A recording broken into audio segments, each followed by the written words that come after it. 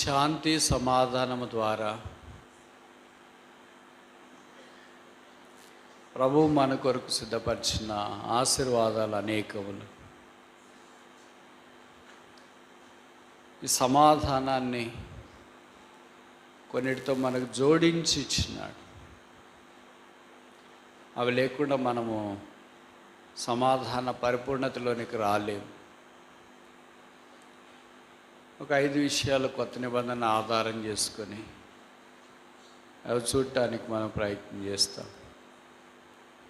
మొదటిది ఎఫెసీ పత్రిక 2వ అధ్యాయం 17వ వచనం. Ephesians chapter 2 verse 17.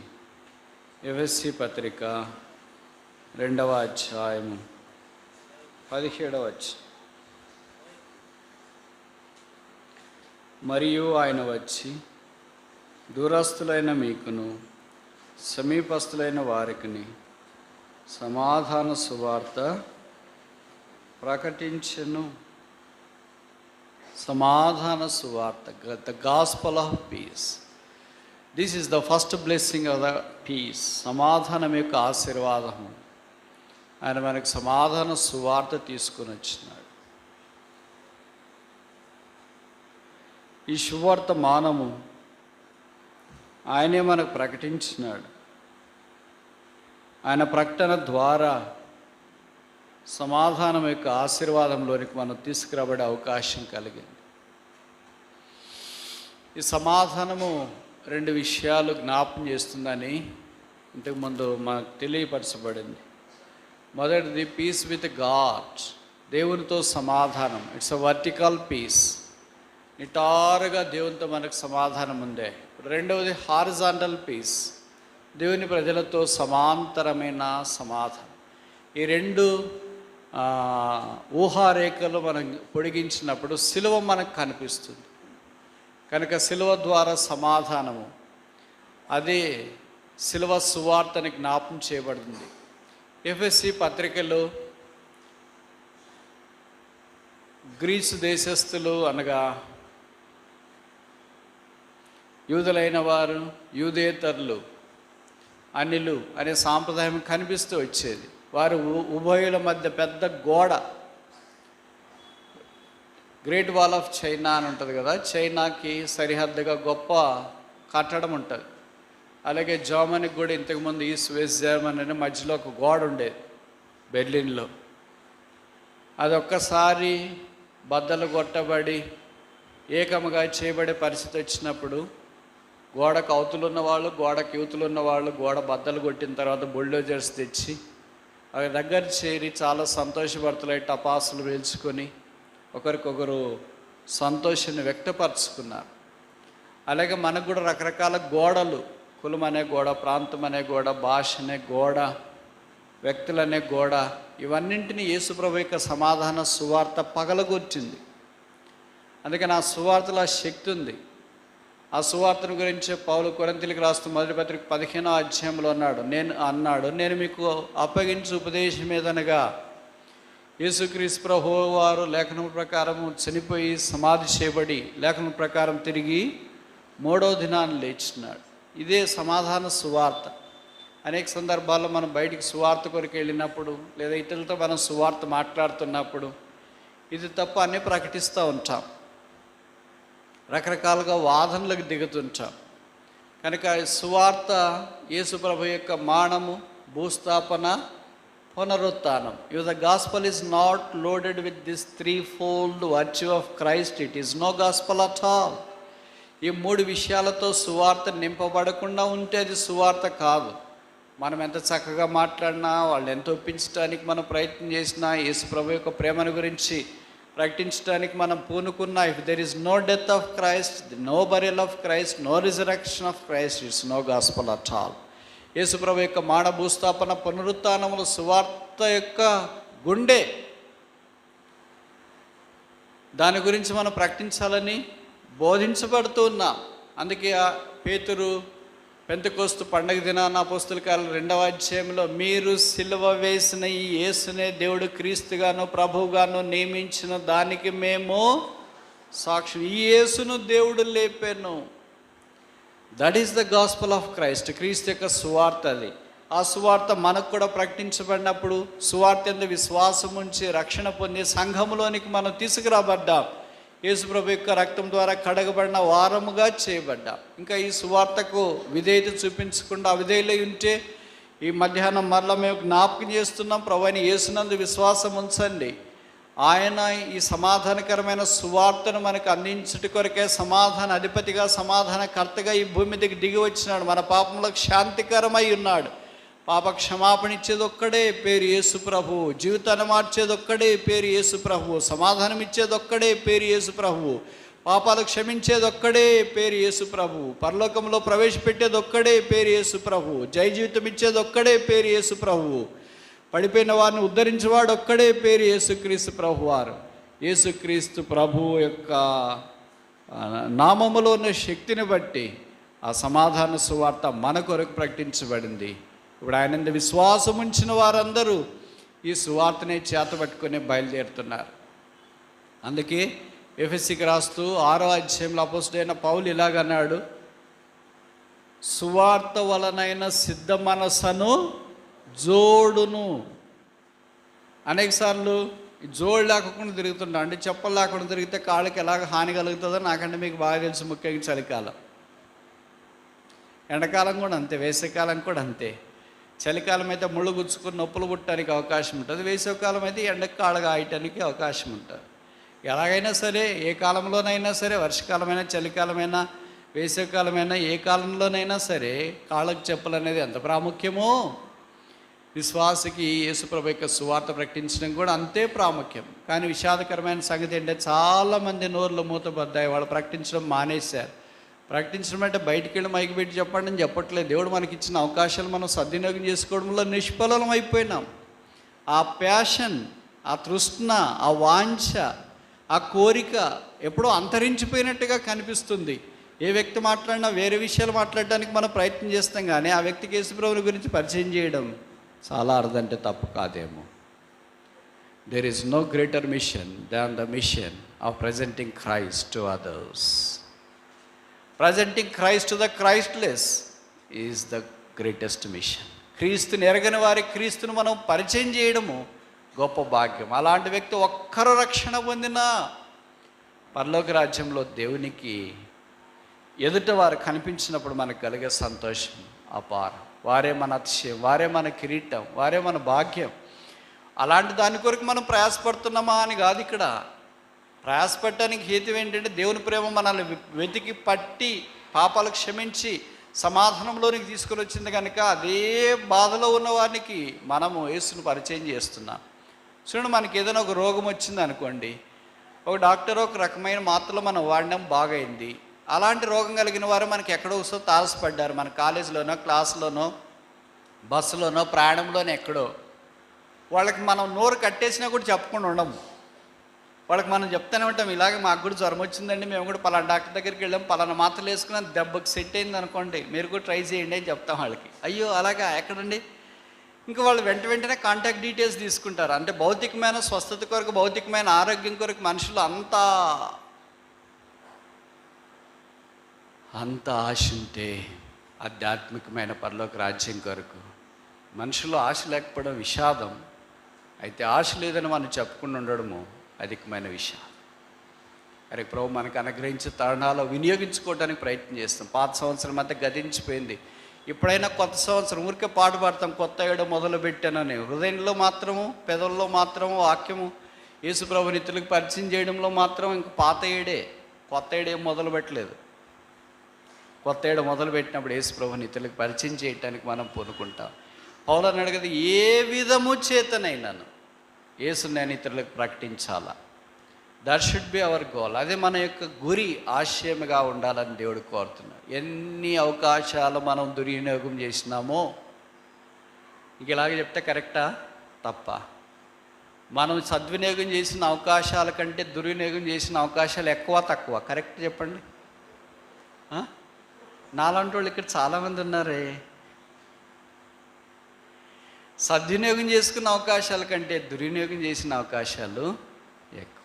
సద్వినియోగం చేసినది చాలా తక్కువ అనుకుంటా.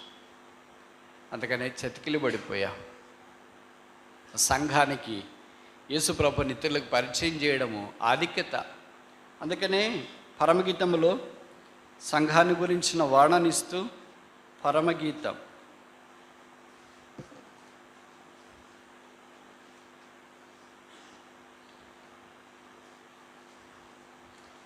పరమగీతం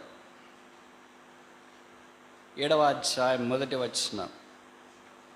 song of Solomon chapter 7 verse 1.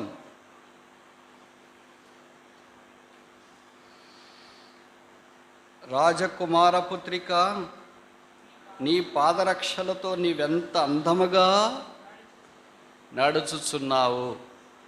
చూడండి, ఎవరైనా మనం ఒక పెళ్లి కూతురుని చూసినాడు పెళ్ళిలో, మామూలుగా ఏమంటే అమ్మాయి చాలా బాగుంది, నవ్వు బాగుంది, మాట వరుస బాగుంది, పలకతీరు బాగుంది అని. కాబట్టి అమ్మాయి చెప్పులు బాగున్నాయని ఎవరన్నా అంటారండి? వర్ణన చెప్పులతో స్టార్ట్ అవుతుందండి. ఇక్కడ వర్ణన చెప్పులతో స్టార్ట్ అయింది. రాజకుమారి పుత్రిక కిరీటంతో స్టార్ట్ కావాలి కదా. కిరీటం బాగుంది, ముఖమంతా బాగుంది, పలవరుస బాగుంది, నవ్వు బాగుంది, తర్వాత చేతులు కాళ్ళు ఇలాగ మీ నడక బాగుంది, ఇవన్నిటితో మాట్లాడి చివరిలో కూడా మీ చెప్పులు కూడా బాగున్నాయని చెప్తే బాగుంటుంది. కానీ ఇక్కడ వాక్యంలో మనం చూస్తున్నాం, రాజకుమారి పుత్రిక, నీ పాదరక్షలతో నీవెంత అందంగా ఉన్నావు అంటే ఆ సంఘానికి యొక్క అలంకరణ అందము పాదరక్షకులే. పాదరక్షలు అంటే చెప్పులు, చెప్పులంటే సువార్త. కనుక సువార్తనే సిద్ధ మనస్సు సంఘం యొక్క అందం. ఈ అందము లేదనుకో, అంటే సువార్త లేదనుకో, ఏమొచ్చిందని సంఘానికి అందం పోయింది అని అర్థం. బయటికి ఎంత అందం వేసుకున్నా, ఎంత రంగులు వేసుకున్నా, తర్వాత ఎంత మంచి డ్రెస్సులు వేసుకున్నా, ఎంత చక్కగా కనిపించాలని ప్రయత్నం చేసినా, కొత్త వేసుకున్నా, ఇస్త్రీ వేసుకున్నా, మాసిపోయిన వేసుకున్నా, రంగులు వేసుకున్నా, ప్లెయిన్ వేసుకున్నా, ఇండియా వేసుకున్నా, బయట వేసుకున్నా, ఏం వేసుకున్నా సరే అవసరమైన అందం లేదు. నేను మిగతాది ఎంత ప్రయత్నం చేసినా ఏం చేస్తాం? అందుకనే సంఘం అదంతా కోల్పోయింది. పరమగీతంలో ఆ సంఘాన్ని చూసి అన్నారు, సంధ్యారాగము చూపట్టు చంద్రబింబం అంత అందమును, సూర్యునంత స్వచ్ఛతను, కళను గలదై ఊహిత సైన్య సమభీకర రూపిణియగు ఈమె ఎవరు? ఈమె సొలొమోను పల్లెకి అనురాగ వల్లకి షూలమ్మితి. ఆమె ధూమవేదిక మీద నిలబడి వచ్చే కన్యక, ఆమె పేరే పవిత్రాలైన కన్యక, ఆమె పేరే మహిమగల సంఘం, ఆమె పేరే గొర్రెపిల్ల పెళ్ళి భార్య, ఆమె యేసుప్రభు యొక్క సంఘం. ఎంత విషాదకరం ఇది నాన్న. ఆ సంఘానికి ఆ అందము లేకుండా పోయింది. చూడండి, మీరు ఎప్పుడైనా గమనించినారా? ఒకవేళ మందిరం కనుక పెళ్లి కూతురు చెప్పులు లేకుండా వస్తుంది, బయటికి వెళ్ళేటప్పుడు చెప్పులు లేకుండా వెళ్తుందా? చెప్పులు లేకుండా నడుస్తారా? జెంట్స్ అయినా నడుస్తారేమో కానీ సిస్టర్స్ సాధారణంగా నడవరు. అంటే సంఘానికి, అంటే ఒక సహోదరికి చెప్పులు ఎంత ప్రాముఖ్యమో, సంఘానికి వాక్యము సమాధాన సువార్త అంత ప్రాముఖ్యమని మనకు జ్ఞాపకం చేయబడుతుంది. ఈ కొత్త సంవత్సరంలో కొన్నైనా అవకాశాలు మనం వినియోగించుకుంటే ఎంత బాగుంటుంది. అవకాశాలన్నీ కాలు దోసి అన్నీ అయిపోయిన తర్వాత ఆ చేతులు గాలిన తర్వాత ఆకలి పట్టుకున్నట్లుగా కొన్నిసార్లు ఉంటాయి. ఇప్పుడు చేస్తాం, అప్పుడు చేస్తాం, ఈ వారం చేస్తాం, వచ్చే మాసం చేస్తాం, వచ్చే సంవత్సరం చేస్తాం అంటూనే శరీరం సహకరించిన దినాలకు వచ్చినాం, చుట్టుపక్కల పరిస్థితులు సహకరించిన దినానికి వచ్చినాం, వీలుగానే దినాలకు వచ్చినాం. మీకు తెలుసో తెలియదు, ఇదే అనంతపూర్లో నేను డిగ్రీ చదువుకున్న గవర్నమెంట్ ఆర్ట్స్ కాలేజీలో. అప్పుడు చదువుకునేటప్పుడు ఈ వైపు సువార్తకు వచ్చేటప్పుడు ఒక ఇల్లు లేదా వై జంక్షన్ తప్ప, not even a single house. ఇటుకలపల్లెకి వెళ్ళే దారిలో ఇటుకలు తప్ప ఇంకేమీ లేవు. ఇప్పుడు పొరపాటును కూడా ఇటుకలు కనిపించవు. కొంతమంది ఒక 5-6 మంది అట్లా సువార్తకి వెళ్ళేవాళ్ళము, స్థానిక సేవకులు, కొంతమంది యవనస్తులు నా మాదిరండి. నాకు ఈశ్వరులకు మైక్ మోసే పని ఇచ్చేవాళ్ళు. ఈ జిల్లాలో స్పెషల్ వర్క్ కదా అది, మోసుకొని ఉంటాం. ఎప్పుడో ఒకసారి మనకు రిలీఫ్ ఉంటుంది. అదేంటంటే మళ్ళీ మైక్ ఇస్తారు వాక్యాలు చెప్పమని. దాదాపు 3 ఏళ్ళు ఇక్కడ బీఎస్సీ చేశాను. 3 ఏళ్ళలో అదే పరిచయం చేసినాం. అప్పటికిప్పటికి చూస్తే పోల్చుకోలేవు. అప్పుడు 5-6 మంది పోయినా దేవుని వాక్యం అంత సవ్యంగా స్వీకరించే జనం ఉండేది. నిరాధరణ, నిరాకరణ, వినబడని చెవులు వినని మాటలాదిన. ఇప్పుడు గుంపులు వెళ్ళినా, వ్యాన్లు వెళ్ళినా, వాహనాలు వెళ్ళినా, ఊరేగింపుకి వెళ్ళినా యేసు నిరాకరించే వారు విస్తారంగా మనం చూస్తాం. ఇప్పుడు వర్షం పడినా, ఇలాంటి ఏదైనా సెలవులు వచ్చినా అవును, మీకు తెలుసు అనుకుంటా సిటీ బస్సులు ఎన్ని ఉండేవి తెలుసా? ఇక్కడ పాత వాళ్ళకి తెలిసి ఉంటాయి, కొత్త వాళ్ళకి తెలియదు. రెండు ఉండే నూర్ ట్రావెల్స్ అంటారు. ఆ టవర్ క్లాక్ నుండి ఇంజనీరింగ్ కాలేజ్ ఏంటి రాకుండేవి. ఆ సిటీ బస్సులో కొన్నిసార్లు వేరే ఊరికి వెళ్ళే బస్సులు కూడా మాట్లాడుకొని సువార్త కొరకు చాలామంది, వాళ్ళు చాలామంది లేరు, ప్రభు దగ్గరికి వెళ్ళారు. వీళ్ళ గ్రామాల్లో పరిచయం చేసిన దినాలు చూస్తే ఆశ్చర్యం వేస్తుంది. ఏమి లేని దినాల్లో, పేదరికమున్న దినాల్లో, సరిగ్గా సువార్త కరపత్రికలు కూడా అందుబాటులో లేని దినాల్లో పైనుండి సహాయం లాంటి పుస్తకాలు ఉంటే, గిడియన్ లిటరేచర్ ఉంటే, కొన్ని కరపత్రికలు ఉంటే అలాంటివి తీసుకుని వెళ్ళి బ్యానర్స్ పట్టుకొని ప్రభు యొక్క పరిచర్య ఈ స్థలాల్లో ఆరంభించబడింది ఆ దినాల్లో. ఇప్పుడు అన్ని వసతులు ఉన్నాయి, కానీ చేయటానికి ఆటంకాలు, అభ్యంతరాలు ఉన్నాయి. అదే సమయంలో వాటన్నిటిని అధిగమించి వీలైనంత దాకా యేసునామం ఎరగని చోట్ల యేసునామాన్ని తెలియచేయటానికి మనవంతుగా మనము ఆ సువార్త వలనైన సిద్ధ మనస్సును జోడును తగిలించుకొని సాగిపోవాలని ప్రభు కోరుతున్నాడు. రెండవది చూస్తామా?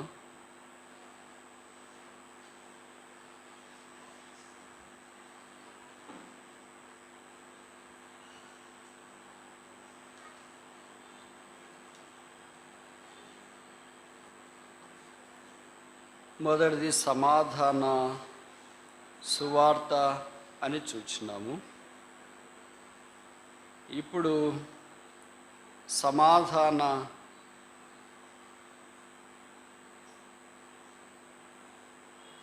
కొరింథీయులకు రాసిన మొదటి పత్రిక 7వ అధ్యాయం 15వ వచనం. 1 Corinthians chapter 17 verse 15.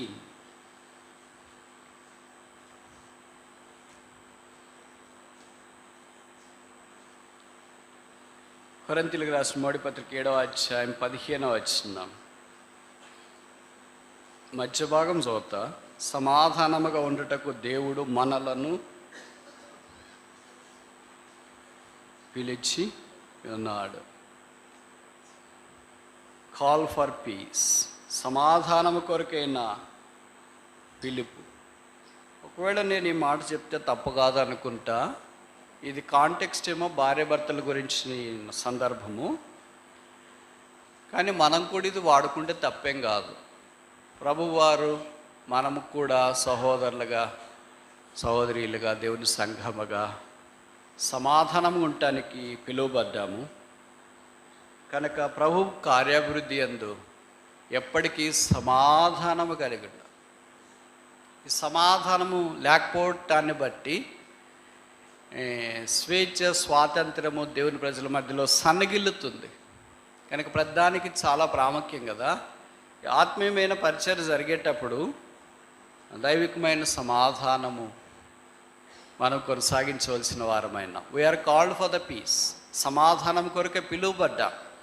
ఆ పిలుపుని పౌలు జ్ఞాపకం చేస్తున్నాడు. ఇక్కడ భార్య భర్తల గురించి ప్రస్తావిస్తున్నాడు. కొంతమంది ఆన్లైన్లో వాక్యమైన వాళ్ళు, ఇక్కడ కూడా అలాంటి వాళ్ళు ఉంటారు. భార్యతో సమాధానం లేని వాళ్ళు, భర్తతో సమాధానం లేని వాళ్ళు, పిల్లలతో సమాధానం లేని వాళ్ళు. సమాధానం అంటే మాట్లాడుకోకుండా ఉండేవాళ్ళు. మళ్ళీ మీరు వేరుగా అనుకుంటారేమో, అట్లేం లేదు బ్రదర్, మేమేం కొట్లాడట్లేదు కానీ మాట్లాడుకోవట్లేదు. ఎందుకంటే చాలా తెలివైన వాళ్ళు కదా, తెలివిగా మాట్లాడుతూ ఉంటారు. ఒక ఆయన భర్త అన్నాడంట, ఎవరో పాస్టర్ గారు అడిగితే, మీరు 25 సంవత్సరాలు వివాహ వార్షికోత్సవం చేసుకుంటున్నారు కదండి, మీ మధ్యలో ఎప్పుడు తగువ రాలేదా, పోట్లాట రాలేదా? రాలేదండి అని. ఎందుకంటే మా ఇద్దరం ఎప్పుడు కలిసి జీవించలేదండి, ఆమె ఒక ఇల్లు నేను ఒక ఇల్లు. అలాగే ఎన్నేళ్ళున్న పోట్లాట ఎందుకు వస్తుంది? కలిసి ఉంటేనే కదా పోట్లాట వస్తుంది. ఒకళ్ళకి ఒకటి అంటే ఒకళ్ళకి ఒకటి అనేది పోట్లాట వచ్చేది ఏదో కారణం ఉంటుంది కదా. ఒకళ్ళ మందినికి వెళ్దామంటే ఒకళ్ళు వద్దంటారు, ఇప్పుడు నాకు బాగలేదు అలసిపోయినాను అంటారు. కనుక అలాగే ఏదో చిన్న చిన్న దాన్ని బట్టి మనస్పర్ధలు రావడము, ఇవన్నీ సహజంగా మనం చూస్తుంటాం. అయితే ప్రభుకు స్తోత్రాలు. వారు ఒక్క శరీరముగా చేయబడిన కారణం చేత, వారు భార్య భర్తలుగా ఉన్న కారణం చేత వారిని దేవుడు జతపరిచినాడు. కనుక వారు సమాధాన స్థితిలోని కుటుంబాలు కొనసాగుతున్నాయి. చూడండి, చాలామంది క్రైస్తవులు కుటుంబాలు కూడా ఎన్నో వాళ్ళలో లోటుపాట్లు ఉన్నాయి, ఇబ్బందులు ఉన్నా, మిస్అండర్స్టాండింగ్స్ ఉన్నా, భర్త భార్య వాళ్ళకి పడకపోయినా వాళ్ళు కొనసాగటానికి ప్రభువు కారణము, రెండవది పిల్లలకు కారణం, మూడవది సమాజం కారణం. ఎవరన్నా చెప్తుంటారు కదా, బ్రదర్ మా ఆయన రక్షణ లేదు ప్రార్థన చేయండి. రక్షణ లేకుండా ఉంటే పర్లేదేమో కానీ నన్ను మందిరానికి పంపాడు, మందిరానికి వస్తే కొట్టేస్తున్నాడు, ఇలాగ చేస్తున్నాడు, అలాగే చేస్తూ బతకలేకపోతున్నా, బతకడం కంటే సచ్చేది మేలు అనని బోరును విలిపించే వాళ్ళు కొంతమంది మనకు కనిపిస్తుంటారు అక్కడ. వాళ్ళు నిజంగా సిలువ మోస్తున్నారు వాళ్ళు ఇక్కడే. పరలోక రాజ్యంలో వారికే ప్రథమ స్థానం అనుకుంటా. బట్ మనిషికి కదా ఓపిక ఎంత దాకా ఉంటుంది, ఎంతకాలం భరిస్తారు, ఎన్ని రోజులను దెబ్బలు తింటారు. ఇక్కడికి వచ్చినంత మాత్రం పండగ మాదిరి ఉంటుంది. వాళ్ళు ఏదో వాక్యం వింటారు, ఆ తర్వాత ఇంటికి వెళ్ళిన తర్వాత నరకమే. అందుకే కదా భార్య భర్తలు చెప్తారు, నరకం ఎక్కడో ఉందో ఏమో తెలియదు బ్రదర్, మా ఇంట్లో మాత్రం ఫుల్గా ఉంది మస్తుగా. భార్య భర్తలు సంతోషంగా ఉంటే పరలోకం, వారిద్దరూ సంతోషంగా సమాధానం లేకపోతే అది నరకంగానే కనిపిస్తుంది. కనుక బహుశా అలాంటి వారు ఈ కొత్త సంవత్సరంలోనైనా సమాధానం కొరకు పిలువబడినారని ఎరిగి యేసు ప్రభువు యొక్క సమాధానాన్ని ఎక్సర్సైజ్ చేస్తూ సమాధాన స్థితిలో ఉండాలని కోరబడుతున్నారు. వాళ్ళు చెప్పే కారణాలు 1,00,000 కారణాలు ఉంటాయి. మామూలుగా మేము అక్కడ మాట్లాడుతుంటాం కదా, కొంతమందిని ఎవరు చెప్పే కారణాలు వాళ్ళకి కరెక్ట్, కానీ ఇద్దరు చెప్పే కారణాలు సమాధానము లేకుండా ఉండటానికి చెప్తున్నారు, కానీ సమాధానం ఉండటానికి కారణాలు చెప్పేవి కాదు. ఒకే ఒక్కడు మాత్రమే మనందరి పక్షాన శాంతికరమై ఉన్నాడు, ఆయన పేరే యేసు. ఆయనలోనే పాపం లేదు, ఆయనలోనే పొరపాటు లేదు, ఆయనలోనే తప్పు లేదు. ఆయనే జీవాధిపతి అయిన వాడు. ఆయనే కుటుంబాలను భార్య భర్తలను సిమెంట్ చేసేవాడు, అంటే కలిసి వారి యాత్ర జీవించే. వారిద్దరు సంతోషంగా ఉన్నప్పుడు పిల్లలు సంతోషంగా, వారంతా సంతోషంగా ఉంటే సంఘం సంతోషం, సంఘం సంతోషంగా ఉంటే సమాజం సంతోషం, సమాజం సంతోషం ఉంటే దేశమంతా సంతోషం వెళ్ళవిరుస్తుంది. వాళ్ళిద్దరు పోట్లాడుకుంటే పిల్లల మీద ఆ ప్రభావం చూపుతుంది. వాళ్ళు మాత్రం అప్పుడు తెలియదు. వాళ్ళు ఏమనుకుంటారంటే మా ఇద్దరు పోట్లాడితే పిల్లలకి ఏం తెలుసులేని. ఎవరు చెప్పారు మీ పిల్లలకి తెలియదని అనుకుంటున్నారా మీరు? అట్లా మీ నరాలు వాళ్ళు లెక్కించగలరు తెలుసా? స్టెథోస్కోప్ వలె. మీరు ఎప్పుడు అబద్ధం చెప్తారో మీ పిల్లలకు తెలుసు, మీరు ఎప్పుడు ప్రేమిస్తారో వాళ్ళకి బాగా తెలుసు, మీరు ఎప్పుడు జాగ్రత్తగా చూసుకుంటారో వాళ్ళకి బాగా తెలుసు, మీరు ఎప్పుడు వాళ్ళ విషయం పట్టించుకుంటారో తెలుసు, మీరు ఎప్పుడు కుటుంబ ప్రార్థన చేస్తారో వాళ్ళకి బాగా తెలుసు, మీరు ఎప్పుడు ప్రభు సన్నిధిలోనికి వెళ్తారో వాళ్ళకి బాగా తెలుసు. మనందరికంటే మన సంగతి బాగా తెలిసేది ఎవరికో తెలుసా? భర్తను గురించి భార్యకి అంటారు, భార్యను గురించి భర్తకు అంటారు. మీ ఇద్దరి సంగతి పిల్లలకి ఇంకా బాగా తెలుసు. వాళ్ళ పిల్లలే, వాళ్ళకేం తెలియదులే అని అనుకుంటూ ఉంటారు కదా. అట్లేం లేదు, వాళ్ళకి బాగా తెలుసు. వాళ్ళకి కూడా కాలం సంపూర్ణమైనప్పుడు చెప్తారు విషయం. అప్పటిదాకా అలాగే ఉంటారు, అప్పటిదాకా అలాగే మాట్లాడుతుంటారు, అప్పటిదాకా అలాగే చేస్తూ ఉంటారు. ఇక దైవికమైన కార్యాల్లో ముందుకు సాగిపోవాలని దేవుడు కోరుతున్నాడు. మీకు ఇచ్చిన కృప కొలది. కొన్నిసార్లు వాళ్ళిద్దరు బాగుంటారు, కానీ అత్తమామల ద్వారా సమస్యలు, ఆ తర్వాత ఇరుగు పొరుగు వారి ద్వారా సమస్యలు, అందుకే కుటుంబం అంతా బాధతో నింపబడేదిగా ఉంటుంది. అన్ని పరిస్థితులు బాగుంటాయి. మీరు బాగా జ్ఞాపకం ఉంచుకోనండి, మీరు కుటుంబంలో నెమ్మది లేకపోతే ఇంకెవరికి సమాధానం నెమ్మది ఉంటుందని మీరు అనుకోవద్దండి. మేము ఎట్లుంటే మీకేంటి బ్రదర్ అని అంటే మాకేం కాదు, ప్రభుకి అవమానం, సంఘానికి నష్టం. మీరు పెళ్లి చేసుకున్నది మీ ఇద్దరు కొరకు కాదు, మీరు 4 తరాలని సేవిస్తున్నారు. మీ పిల్లల తరాన్ని మీరు సేవిస్తున్నారు, పిల్లల తరాన్ని కూడా సేవిస్తున్నారు. ఎవరైనా వాళ్ళ పిల్లలను ఒకటి కంటే చాలా అనుకుంటారండి? వాళ్ళు చదువుకొని ఉద్యోగం చేసి వాళ్ళకి పెళ్లి చేస్తే చాలా అనుకుంటారండి? ఫస్ట్లో అట్లే అనుకుంటారు. ఏం లేదు బ్రదర్, వాళ్ళు చదువుకొని సెటిల్ అయి పెళ్ళి అయిపోతే నేను రెడీ బ్రదర్ అంటారు. నిజమా? ఆ తర్వాత మెల్లిగా ఏమంటారు, ఏదో మనవడు మనమరాలు వస్తే ముద్దు ముచ్చట చూసేసి పోదాం అనుకుంటున్నాం బ్రదర్ అని అంటారు. ఇది మనిషికి తాపత్రయం, ఆశ ఇలాగే ఉంటుంది, పోగుతుంది. ఎందుకని ఇంకోతరం చూస్తున్నాం మనము. మరి మన యొక్క భక్తి, మన యొక్క విశ్వాసత ఆ తరంలో లేకపోతే ఎలాగా? ఆ తరం ఆత్మీయంగా బాగలేదంటే మనమే కారణం. ఇప్పుడు మనం ఇంత ఆత్మీయంగా ఉన్నామంటే మనం కాదు కారణము. మనకింటే ముందున్న తరము, అంటే మన తాతోళ్ళు, నాన్నగారు, అమ్మోళ్ళు వాళ్ళందరూ సహాయం చేశారు కనుక మనం ఇక్కడ దాకా వచ్చినాం. మన పిల్లలు ఇలాగూ మీరు వృద్ధులైన తర్వాత ఉంటారు అనుకోవడము, చెప్పండి, ఉండాలా, ఉంటే మంచిది. కానీ ఏమో పరిస్థితులు చూస్తుంటే చాలా కష్టం అనిపిస్తుంది. ఇప్పుడే ఇంత ఆన్లైన్ అవుతుంది, మన పిల్లల తరం వచ్చేటప్పటికి అంత ఆన్లైన్. ఇంకన్నీ ఏమైపోతాయేమో తెలియట్లేదు. మనం ఇంత ప్రయాసపడి ఉన్న దాంట్లో లేని దాంట్లో చదువుకొని ఈ స్థానంలోకి వచ్చినామే. పిల్లలందరికీ అన్నీ మీరు సమకూర్చున్నారు, కనీసం మీ స్థానంలోకి కూడా వాళ్ళు రాకపోవడం చాలా విషాదకరమైన సంగతి. దానంతటికి బహుశా మనమే కారణమేమో, మనమే పరిస్థితులను పట్టించుకోవట్లేదేమో, మనమే ఆ విషయాలు ఆలోచించట్లేదేమో. భార్య భర్తలుగా ఇరువైపుల తల్లిదండ్రులని పట్టించుకోవట్లేదేమో, కొన్నిసార్లు కొంతమందినే పట్టించుకుంటాం. ఇవన్నీ మీకు తెలిసిన సంగతులే, మరలా నేను మీకు చెప్తా, ఏమనుకోవద్దండి. ఎందుకంటే నా అనుభవంలో అటు ఇటు తిరిగాను కదా. అనుభవం జీవితంలో చాలా పాఠాలు నేర్పిస్తుంది.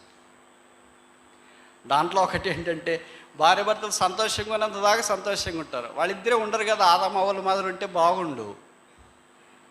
కానీ ఇక్కడ మామగారు అత్తగారు ఉంటారు, అక్కడ మామగారు అత్తగారు ఉంటారు, వాళ్ళకి ఆడపడుచులు, వీళ్ళకి ఆడపడుచులు, వాళ్ళకి మరదలు, వీళ్ళు అందరూ ఉండేటప్పటికే ఇంకా స్టార్ట్ అయిపోద్ది. అక్కడితో ఒకవేళ సిస్టర్ వాళ్ళ బంధువులు వస్తే ఇంకా ఇల్లంతా సంబరమే, క్రిస్మసే, ఇయర్ ఎండింగే. బ్రదర్ తరపున అమ్మా నాయన వస్తే గుడ్ ఫ్రైడే.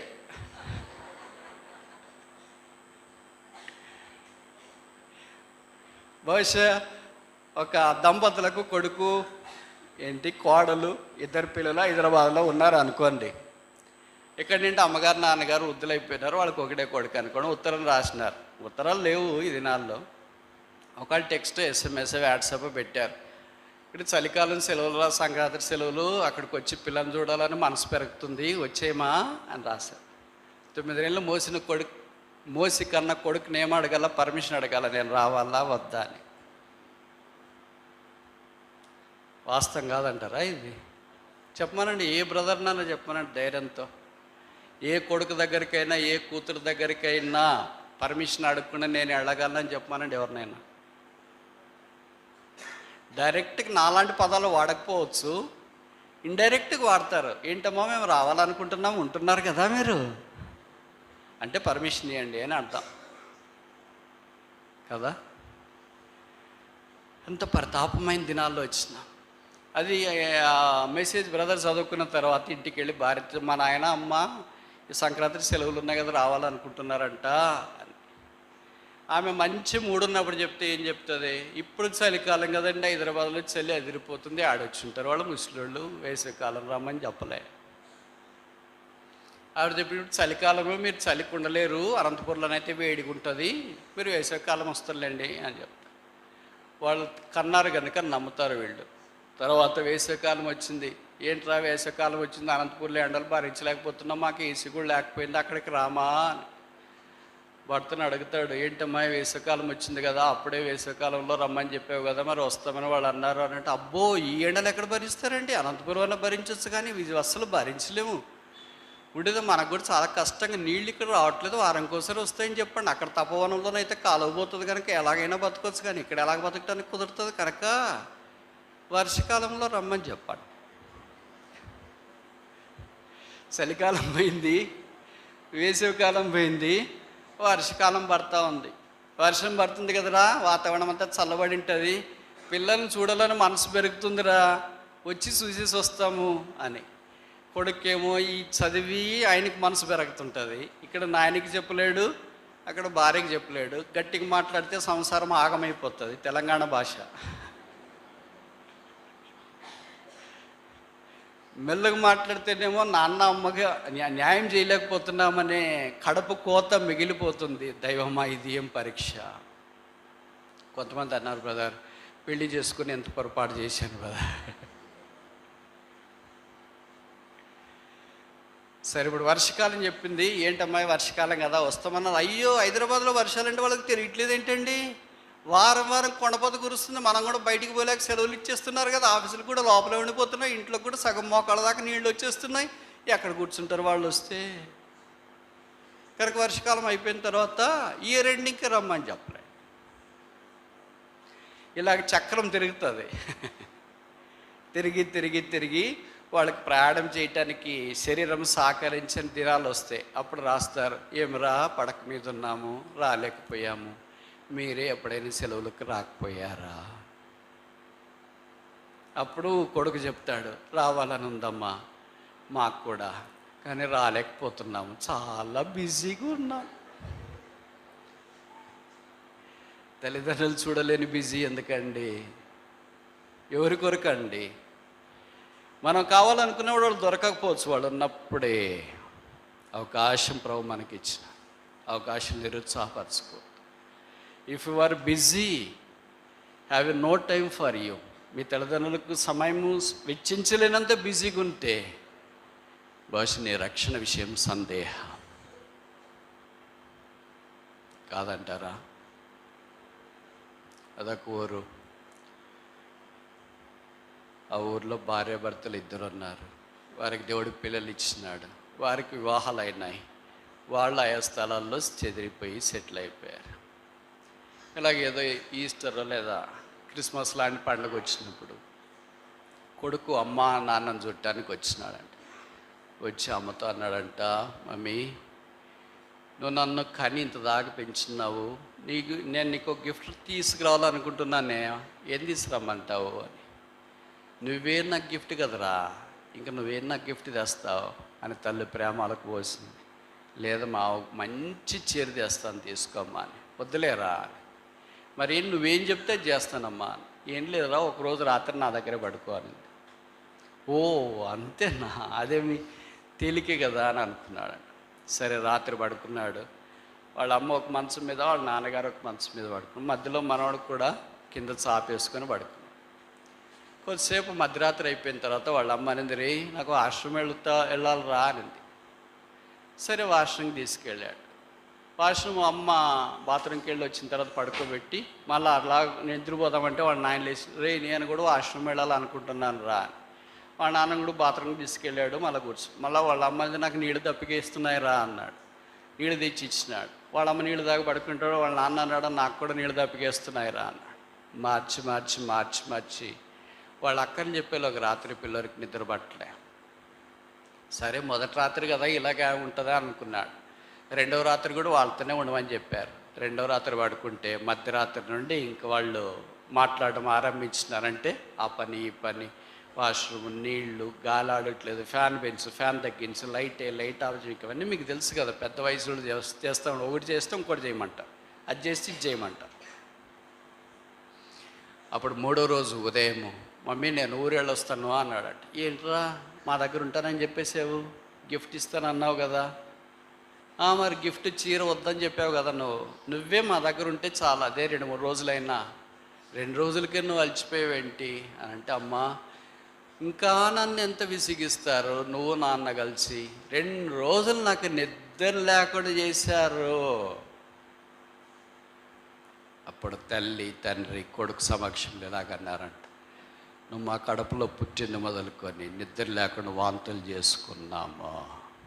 నేను వాంతి చేస్తే మీ నాయన దోసుల్లో పట్టాడురా, తీసుకెళ్ళి బయట పడేసాడురా. నువ్వు కడుపులో కదులుతుంటే మీ నాన్న నా పొట్ట మీద చేతులు పట్టుకొని అలాగా నిముడుతున్నాను ధైర్యపరిచినాడు రా. నెల నిండిన తర్వాత బయటకు వచ్చిన ఏడుపు నువ్వు మానలేదు. రాత్రి నువ్వు ఏడుస్తుంటే వంతులు వేసుకున్నాం నేను మీ నాన్న నిద్రపోకుండా. ఒక 2 గంటలు మేలుకోవాలా, ఒకటి తర్వాత మేలుకోవాలా, ఒకటి ముందు పడుకోవాలా, ఇలాగ మేలుకొని వంతులు వేసుకొని దాదాపు 3 ఏళ్ళు నిన్ను కష్టపడి పెంచా. 3 ఏళ్ళు నిద్ర లేకుండా నేను మీ నాన్న వంతులు వేసుకొని మిమ్మల్ని పెంచినాము. 3 రోజులకే నీ ఒక్కడివే మా ఇద్దరికి సేవ చేయటానికి నీకు మనసు రాలేదు, నిద్ర లేదన్నావు. నిన్ను కనటానికి 3 ఏళ్ళుగా మాకు నిద్ర లేదు, మా ఇద్దరిని చూడటానికి నీకు 2 రోజులు 3 రోజులుగా నిద్ర లేదు. నీ ప్రేమ ఎక్కువ, మా ప్రేమ ఎక్కువ. ఇప్పుడు చెప్పు, నువ్వేం గిఫ్ట్ తెస్తావో నాకు. చీర సరిపోద్దా? భోజనం సరిపోద్దా? కారు సరిపోతుందా? ఏసీ సరిపోతుందా? ఇప్పుడు చెప్పు, నాకేం గిఫ్ట్ తెస్తావో. తన నోట మాట రాలేదు. తల్లిదండ్రుల పాదాల మీద పడ్డాడు. ఆయన తన కొడుకు కూతురు పుట్టేటప్పుడు పడిన కష్టాలు గుర్తొచ్చినాయి.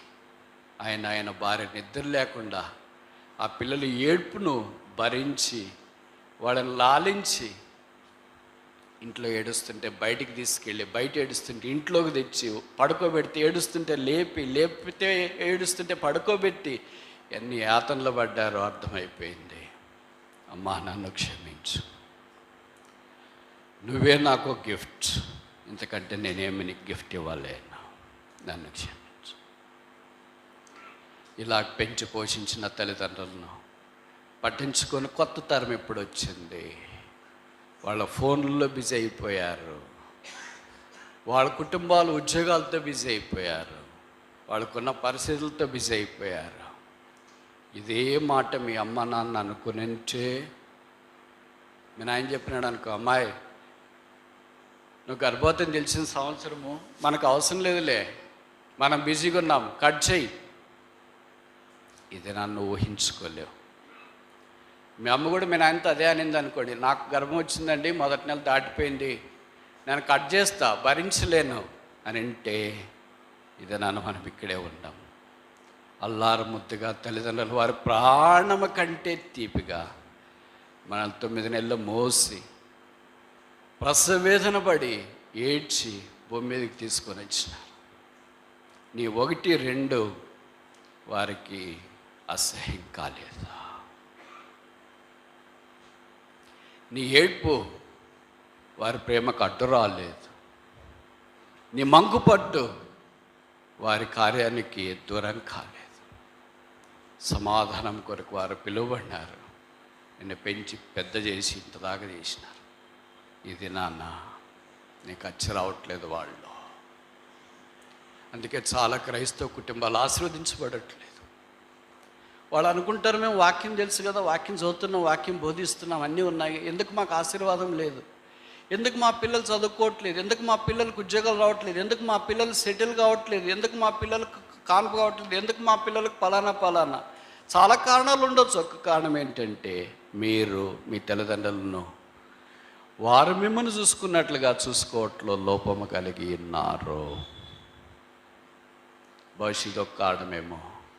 ఈ కొత్త సంవత్సరంలోనైనా ప్రభువా, కొంతైనా విషమంతైనా నన్ను 9 నెలలు పెంచి పోషించి నా కొరకే నిద్ర లేకుండా పక్కలు దడిపిన రాత్రి మెలకు వచ్చి లేచి నీకు బట్టలు కరెక్ట్ సరిపోతుంది.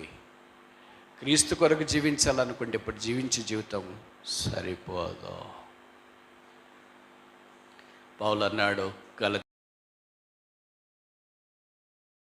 Yet not I, but Christ liveth in me. నేను క్రీస్తుతో కూడా సిలువేయబడి ఉన్నాను, ఇక జీవించేవాడు నేను కాను, క్రీస్తే. యేసుప్రభు ఇలాగ చెప్పింటాడా? మన వలే మాట్లాడగలడా? మన వలే ప్రవర్తించగలడా?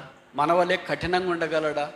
మన వలే అలాగే ఉంటాడా? 30 సంవత్సరాలు ఆయన ఇంట్లో విధేయత చూపించి తన తోబుట్టువులను చూసుకొని దేవుడి పిలుపుని అందుకొని ఆయన పరిచర్య కొరకు వచ్చినాడు. బైబిల్లో రాయబడింది, Philippi 2, he was obedient even unto the death of the cross. శిలువ మరణము దాకా ఆయన విధేయత చూపించి ఈ లోకాన్ని విడిచి వెళ్ళిపోయాడు, మనలా రాబోతున్నాడు. మన సంగతి ఏంటి మరి? నా శాంతి మీకు అనుగ్రహించి వెళ్ళొచ్చు. మొదటిది గాస్పల్ ఆఫ్ పీస్, సమాధాన సువార్త. రెండోది కాల్ ఫర్ పీస్, సమాధానం కొరకైనా పిలుపు. మూడోది చూస్తామా?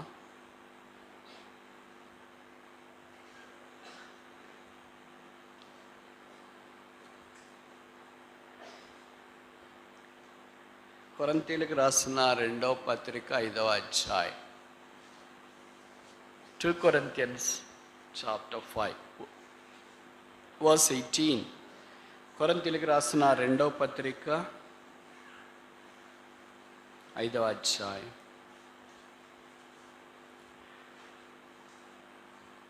18. 5:18. సమస్తమును దేవుని వలనైనవి, ఆయన మనలను క్రీస్తు ద్వారా తనతో సమాధానపరచుకొని ఆ సమాధానపరచు పరిచర్యను ద మినిస్ట్రీ ఆఫ్ పీస్, సమాధానపరచు పరిచర్య. ప్రభు మనకు అప్పగించిన పరిచర్య సమాధానం లేకుండా చేసేది కాదు. వర్క్ విత్ పీస్, సమాధాన పరిచర్య ఆయన మనకు దయచేసిన. కనుక ఈ పరిచర్య నిలిచుండేది. ఇది బంగారము వెండి వెలగల రాళ్లతో కట్టబడే పరిచర్య. ఇది గడ్డి కర్ర కొయ్యకాల వలె కాల్చబడే పరిచర్య కాదు. మీకు తెలుసు కదా, పరిచర్య రెండు రకాలు. మొదటిది ఏంటంటే కాల్చివేయబడే పరిచర్య, రెండవది కట్టబడే పరిచర్య. కాల్చివేయబడే పరిచర్య గడ్డి కర్ర కొయ్యకాలతో సిద్ధం చేయబడేది.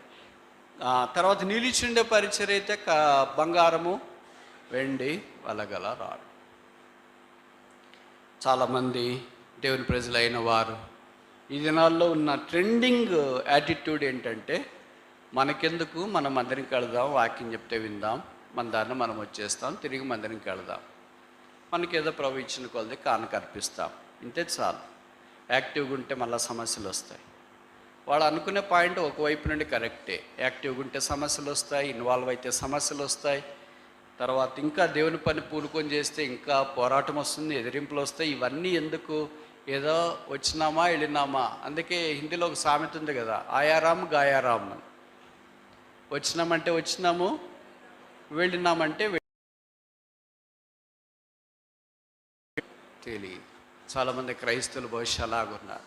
ఆ మధ్యలో ఒకళ్ళని అడిగితే, ఎందుకు మీరు మందిరము విషయం అంత పట్టించుకుని ఏదో వస్తున్నారు పోతున్నారంటే, ఎవరు బాగున్నారు బ్రదర్ అక్కడ చెప్పండి, ఎవరు బాగున్నారు? సేవకులు బాగున్నారా? ఎల్డర్స్ బాగున్నారా? వాక్యం చెప్పేవాళ్ళు, పాటలు పాడేవాళ్ళు, ఆర్కెస్ట్రా, ఎవరు బాగున్నారు చెప్పండి బ్రదర్ అని. ఎవరు బాగలేరు, మీరన్న పోయి బాగు చేయొచ్చు కదా. మరి బాగలేని దగ్గరికి మీరు పోయి బాగు చేయొచ్చు, మీరు బాగున్నారు కదా, ఎందుకు పోవట్లేదు? మీరు బాగా అవుతారని భయమన్నా ఉండాలా? మీరు బాగా అవుతారన్న భయమన్నా ఉండాలా, లేదా మీరు చెడిపోతారనే భయమన్నా ఉండాలా? ఈ రెండిట్లో ఏ భయంతో మీరు వెళ్ళట్లేదు? మీరు అలాగ మాట్లాడితే ఇలాగ మాట్లాడితే అలాగ బ్రదర్ అని, అలాగ మాట్లాడితే ఇలాగ మాట్లాడితే అలాగంటే ఎందుకు మానేశారా అని. ఒకసారి ఒక సహోదరి, మిడిల్ ఏజ్డ్ సహోదరి పాస్టర్ గారి దగ్గరికి వెళ్ళిందంట. పాస్టర్ గారు, ఈ ఊర్లో చర్చిలన్నీ తిరిగాయి. ఈ ఊరు అంటే అనంతపూర్ కాదు, మామూలుగా చెప్తున్నా. ఏ సంఘం కూడా నాకు నచ్చలేదు. నా అంత ఆత్మీయం నేను కోరుకున్నట్లుగా ఏ సంఘము లేదు. ఎక్కడికి వెళ్ళమంటే చెప్పండి, ఏ సంఘానికి వెళ్ళమంటారని. పాస్టర్ గారు అన్నాడు, మీరు ప్రార్థన చేసుకోండి అమ్మా, ప్రభు ఎక్కడ నడిపిస్తే అక్కడికి వెళ్ళండి అంటే నడిపించినాడు. కానీ ఆదివారం ఒక్కొక్క సంఘానికి ఏది నాకు నచ్చలేదు. వాడు పాస్టర్ గారు చెప్పారు, సరే మీ ఇంటికి వెళ్ళి మీరు ప్రార్థన చేయటానికి మోకరించండి, ఒక చాక్ పీస్ తీసుకొని మీ చుట్టూ మీరు మోకరించిన తర్వాత ఒక చిన్న వృత్తం గీసుకోండి, మీరు ప్రార్థన చేయండి. సంఘం పేరు ఇప్పుడు ఏదో ఒకటి బేతేలు ప్రార్థన చేయండి. బేతేలు కొరకు ప్రార్థన చేసేది అయిపోయిన తర్వాత కళ్ళ తెరిచి చూడండి. ఈ వృత్తం అనే గీత ఎక్కడైనా చెరిపింటే అప్పుడు ఆ సంఘం బాగున్నట్లు మీరు అక్కడికి వెళ్ళండి అన్నాడు. ఒకవేళ మీరు బేతేలని ప్రార్థన చేసిన తర్వాత వృత్తం చెరిపోకుండా ఇంకా డబుల్ అయింది అనుకో, ఇంకా సంఘానికి వద్దులేండి అని చెప్పాడు. ఇంక ఇది బాగా నచ్చింది. పాస్టర్ గారు భలే సలహా చెప్పాడు, సామాన్యంగా ఉన్నా చాలా సలహా చెప్పాడు, హైలైట్ అయితే సలహా అనుకునింది. ఆ ఉదయం నుండి సాయంకాలం దాకా ఆ ఊర్లో ఉన్న సంఘాల పేర్లన్నీ పెట్టి ప్రార్థన చేసింది. బేతేలు, సియోను, తర్వాత ఇంకేదేదో సంఘాలన్నీ, Hebron fellowship, Hosanna fellowship, brother and fellowship, ఇలాగన్నీ ప్రార్థన చేసింది. సాయంకాలం దాకా ఆమె ప్రార్థన చేస్తూనే ఉంది. కానీ ఆ చుట్టూ గీల్చుకున్న చాక్పీస్తో వృత్తము కొద్దిగా డిస్కనెక్ట్ అంటే ఇది చెదిరిపోలేదు. చెదిరిపోకపోతే ఆమెకు చాలా బాధేసి పాస్టర్ గారి దగ్గరికి వచ్చి, పాస్టర్ గారు మీరు చెప్పినట్టు ఉదయం నుండి సాయంకాలం దాకా ప్రార్థన చేశానండి, వృత్తంలో గీత కొద్దిగా కూడా చెదిరిపోలేదండి అన్నాడు. అప్పుడు పాస్టర్ గారు అన్నారు, అయితే ఏ సంఘం మీకు సూట్ అయింది కాదమ్మా అన్నారు. ఏదో ఒకటి ఉండాలి కదా పాస్టర్ గారు, ఏది సూట్గా అయింది కాదంటే ఎట్లా అంటే, మరి ఏం చేస్తాం, మీరు ప్రార్థన చేస్తే గీత చెరిగిపోవాలనుకుంటే చెరిగిపోలేదు కదా అని అన్నాడు. అప్పుడు ఈమె చాలా తెలియదు, అనంతపురం అనుకుంటా. అందుకే ఇలాగ అడిగి, పాస్టర్ గారు నేను ప్రార్థన చేసేదానికి నా చుట్టూ గీసుకునే చాక్పిస్తే వాళ్ళ ఆయన చెదిరిపోవటానికి ఆ సంఘం ఆత్మీయంగా ఉండటానికి అసలు నాకు లింక్ అర్థం కాలేదండి, అసలు ఇది ఏం లింక్ అర్థం కాలేదంటే అప్పుడు పాస్టర్ గారు చెప్పారంటే, ఏం లేదమ్మా, నువ్వు ప్రార్థన చేస్తే భారంతో ప్రార్థన చేస్తే కన్నీళ్ళు వస్తాయి కదా, కన్నీళ్ళు వచ్చినప్పుడు ఏమవుతుందంటే అది తెంచుకొని పోతుంది కదా. మరి నువ్వు ఈ ప్రార్థన చేసినప్పుడు బయతలను చేసినా, సియోను చేసినా, ఇంకే మందిరం పేరు చేసినా ఎప్పుడు కన్నీళ్ళు వచ్చినట్లు లేదు. అందుకే కన్నీళ్ళు వస్తే చుట్టూన్న వృత్తంలో ఎక్కడవుతో ఆనకట్ట తెగిపోద్ది కదా.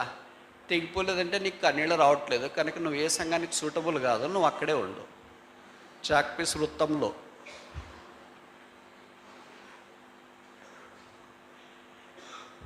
కన్నీరు కార్చని విశ్వాసి, కనికరం గల దేవుని కల్వరి సంఘంలోనికి ప్రవేశించుట మేలా కీడా?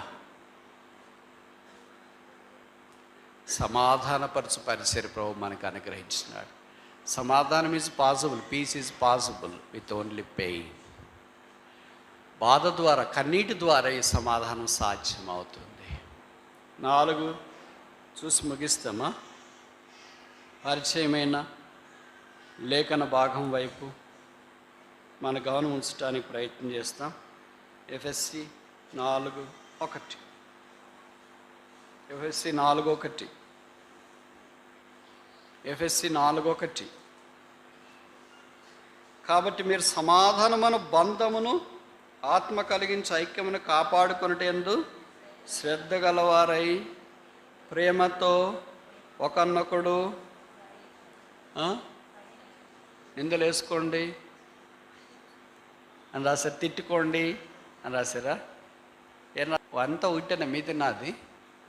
సహించుకొనండి. అనేకసార్లు సహనం మనం కోల్పోతాం. అదే మన కుటుంబ సభ్యులు చేస్తే మనం సహించుకుంటాం. భర్త చేస్తే, భార్య చేస్తే, పిల్లలు చేస్తే మనం సహించుకుంటాం. ఇప్పుడు నేను ఒక ప్రశ్న అడుగుతాను, నేరుగా సూటిగా జవాబు చెప్పాలి. చెప్తారా చెప్పరా? చెప్తారా చెప్పరా? ఏం చెప్పరేంటి? ఇప్పుడు మీ అబ్బాయి స్కూల్లో ఏదో పొరపాటు చేసినాడు, ఎవరినో కొట్టేసి వచ్చినాడు, అది ఎక్కడి దాకా పోయింది, మొత్తానికి అది వేరే వాళ్ళకి తెలిసింది. వేరే వాళ్ళు వచ్చి మిమ్మల్ని అడిగిరా, మీ అబ్బాయి స్కూల్లో ఏదో కొట్టినాడంటే ఎవరినో అని. అవును బ్రదర్, కొట్టినాడు బ్రదర్ అని ఒప్పుకునే వాళ్ళు ఎంతమంది చేయొద్దండి? అబద్ధాలు చెప్పొద్దు. శనివారం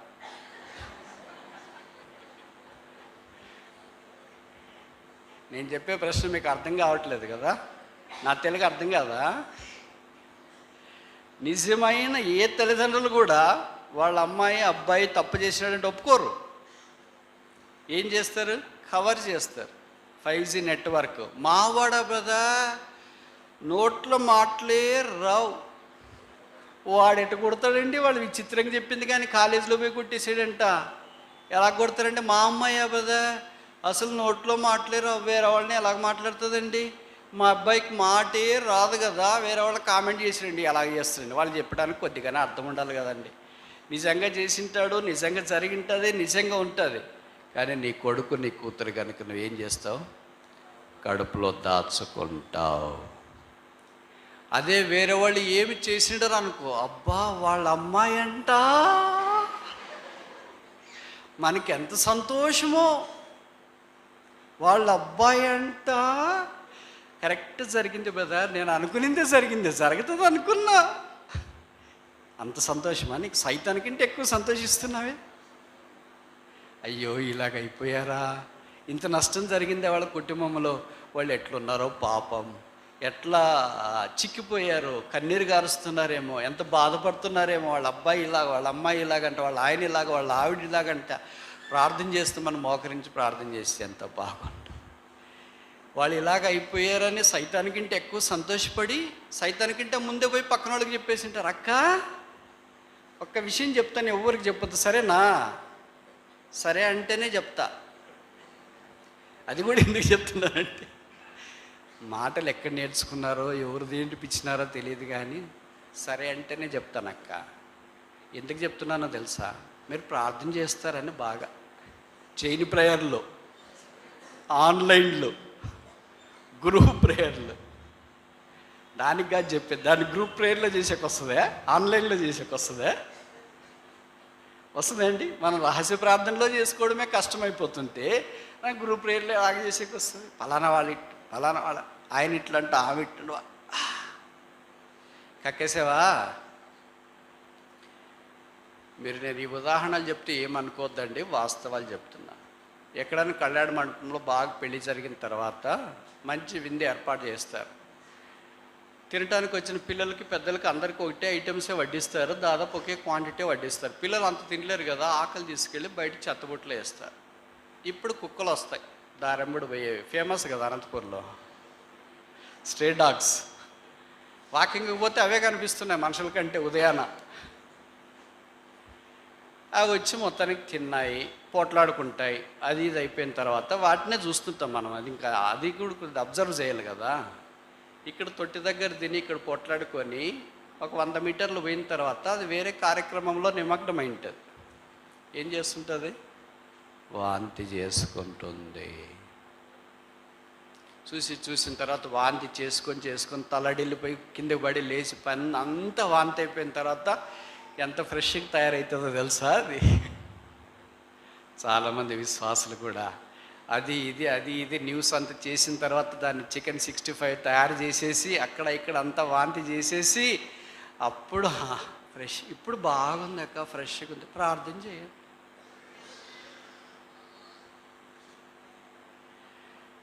ఇక్కడ మనం దేని కొరకు పిలువబడ్డా? సమాధానం కొరకు పిలువబడ్డా. ఏ బంధం ఉండాలా? సమాధాన బంధం ఉండాలి. ఈ బంధాన్ని కోల్పోయినా, ఈ బంధాన్ని బంధము ప్రతి వాళ్ళకు ఒక బంధం ఉందండి కదా. భార్యాభర్తలకు బంధం ఉంది కదా, పిల్లలకు తల్లిదండ్రులకి ఒక బంధం ఉంది కదా, స్నేహ బంధం అంటాం కదా, క్లాస్మేట్స్ వీళ్ళకి బంధం ఉంది కదా, ఏదో కుల బంధము అని అంటారు కదా. అన్నీ చాలా బంధాలు ఉన్నాయి. భార్యాభర్తల బంధము, తల్లిదండ్రుల పిల్లల బంధము, స్నేహ బంధము, అర్ధ బంధము, తర్వాత ఇవన్నీ బంధాలకు మించి ఒక్క బంధము, యేసు బంధము, సిలువ బంధము, రక్త బంధం. ఇది అన్నిటికంటే బలమైనది. కానీ బంధాన్ని మనం చాలా తక్కువగా చులకనగా చేస్తాం. ఏ బంధమైనా దిగిపోతుంది కానీ ఈ బంధం దిగిపోదు. ఇది అయానిక్ బాండ్ కాదు, హైడ్రోజన్ బాండ్ కాదు. ఏం బాండు? Covalent bond. ఎవరు కెమిస్ట్రీ వాళ్ళు లేరా ఇక్కడ? చాలా స్ట్రాంగ్ బాండ్ ఇది, అంత తెగిపోని బాండ్ ఇది. This bond was created by the blood of Jesus Christ. Yesu రక్తం ఈ బంధాన్ని కలిపింది. పాపులమైన మనల్ని, చెడిపోయిన మనల్ని, దుష్టభరితమైన మనల్ని, దోషం చే పిల్లలైన మనల్ని, అరికాల మొదలుకొని నన్నెత్తి దాకా కొంచెమైన స్వస్థత లేని మనల్ని యేసుక్రీస్తు ప్రభువు వారు ప్రేమించి మన పాపముల కొరకే సిలువలో రక్తం కార్చి చనిపోయి సమాధి చేయబడి తిరిగి 3వ దినాన్ని లేచి పరలోక స్థలములో ఆసనుడైన కారణం చేత నది వలె ప్రవహించే ఆ రక్త ఊట ద్వారా పాపులమైన మనం కడుక్కుబడి శుద్ధీకరించబడి ఆ యేసుక్రీస్తు ప్రభువుతో పాటు మనం అతక వేయబడిన లేదా జత చేయబడిన బంధంలోనికి ఇప్పుడు మనం తీసుకురాబడ్డాం. బాండ్ ఆఫ్ పీస్, సమాధాన బంధం. ఆత్మ కలిగించి సమాధాన బంధములో మనం కొనసాగిపోవాలని దేవుని యొక్క ఉద్దేశం. ఎన్నిసార్లు ఈ బంధాన్ని మనం డిసెక్ట్ అంటే కత్తిరించాలని ప్రయత్నం చేసినాం. చాలాసార్లు మనం ఈ బంధాన్ని కత్తిరిస్తుంటాం. దేన్నైనా మనం కత్తిరించడానికి ప్రయత్నం చేస్తాం. కుట్టడంకి తేలిక, కత్తిరించడం తేలిక. కత్తిరించాలంటే చిన్న బ్లేడ్ ఉన్నా చాలు. ఇంకా బరితెగించే వాళ్ళు నోటితోనే కత్తిరిస్తారు. కుట్టేది నోటితో కుదరదు, బ్లేడ్తో కుట్టే కుదరదు. నువ్వు కుట్టాలంటే చాలా పని ఉండాలి. ఫస్ట్ పాయింట్ మిషన్ అని ఉండాలా, లేదా చేతి కుట్టేయాలంటే దారం ఉండాలా, సూది ఉండాలా, చేతి ఉండాలి. ఇవన్నిటికి మించి ఇంకోటి ఉండాలి చెప్పనా? చూపు ఉండాలి. చూపు పోయి అద్దాలు పెట్టుకుని అమ్మాయి కొద్దిగా దారం ఎక్కించి దీంట్లో. అప్పుడేమో బియ్యంలో రాళ్ళు కూడా ఇట్లా కనిపించే మైక్రోస్కోప్ పెట్టినట్లు. ఎంతమందికి కావాలన్నా చిన్న చిన్న పనులన్నీ సహాయం చేసేవాళ్ళు. ఇంకా అద్దాలు పెట్టుకున్న తర్వాత సూది ఒక దగ్గర ఉంటుంది, దారం ఒక దగ్గర ఉంటుంది. ఎక్కించుకోవడానికి ప్రయత్నం చేయడమే ఇంత టైం తీసుకుంటే ఇంకెప్పుడు కుట్టేది, ఇంకెప్పుడు బాగు చేసేది? కుట్టడం ఎంత కష్టమైన పని. ప్రభుకు స్తోత్రాలు. ఆ శిలువ రక్తం ద్వారా ఆయన మనల్ని కడిగి కుట్టి సంపాదించి తన జనముగా స్వాస్థ్యముగా చేసిన